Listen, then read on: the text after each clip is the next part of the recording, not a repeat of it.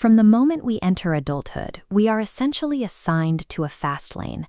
There is a culturally enforced, highly accelerated timeline for modern success, and the expectation is that we must continually increase our speed to match it. Living under that timeline triggers a phenomenon often called the 20-something crisis. You are simply trying to survive the week, secure your footing, and figure out your baseline, while it feels like everyone around you is in a dead sprint toward the finish line. This pressure compounds the second you open your phone. If we look at this timeline showing a single person's path, it makes logical sense. But watch what happens when they scroll. That path is quickly buried under an exponential influx of other people's curated, perfectly timed achievements. All of those sudden data points create a wall of empty noise. They scramble your internal compass, distorting healthy milestones by constantly moving the goalposts of what a successful life looks like. Trying to match that artificial pace forces you into a race designed without a finish line. Constantly looking sideways at other people's speeds acts as a thief, systematically stealing the joy from the progress you actually make. We tend to treat comparison as a casual, everyday habit, but as an analytical tool, it is deeply flawed. It is a hostile metric for measuring personal growth. The math of comparison is rigged against you. You are weighing your lived, unedited reality against someone else's glossy, highly filtered exterior. The brain misinterprets this mismatch as an active failure, creating a psychological deficit that doesn't actually exist. This feedback loop diagram shows how that deficit destroys your energy. To close that imaginary gap, your immediate instinct is to run faster. You artificially crank up your operating pace to cover the perceived deficit, which directly multiplies your risk for a structural burnout. The crushing exhaustion you feel at the end of the day rarely stems from the work you completed.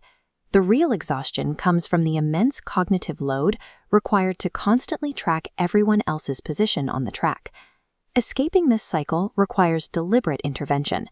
You have to actively log off and violently sever the connection to the external hype that dictates your speed. Once the noise stops, you can adopt a new model for development. You stop looking at the visible foliage above ground and prioritize the invisible, deep roots expanding below it.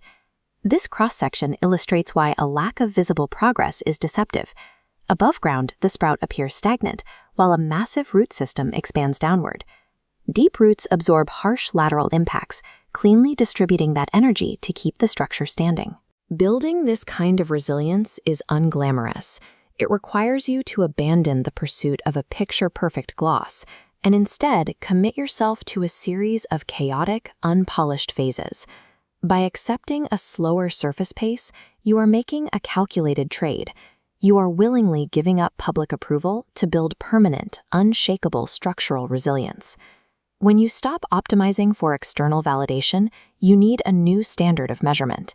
Your only metric for success becomes the quiet act of keeping promises to yourself. These private promises aren't broadcasted. They live in analog, messy systems, stacks of textured notebooks and raw blueprints mapping out the foundation of your life. This creates a shift in leverage. By removing the external judges, you promote yourself to the role of sole architect. You become your own and only boss. Compare this to the fast lane, where your success rate drops every time the algorithm changes. Out there, the standards are constantly relocated by shifting trends. True personal agency means opting out of that system. It's achieved only when you dictate both the blueprint's design and the construction's pace.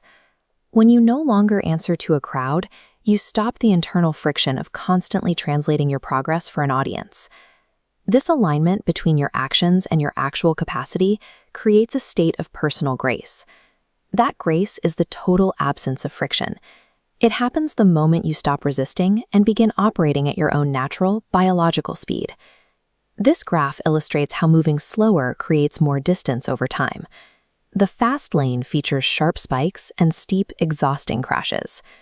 By avoiding those resets, your net progress accumulates consistently until it overtakes the erratic sprinters. Conceding the fast lane to others is not a defeat. It is the ultimate strategic advantage, allowing you to secure and protect your own operational space. Running your own race at your own pace ensures you reach the end. You arrive fully intact, having built a life that belongs entirely to you.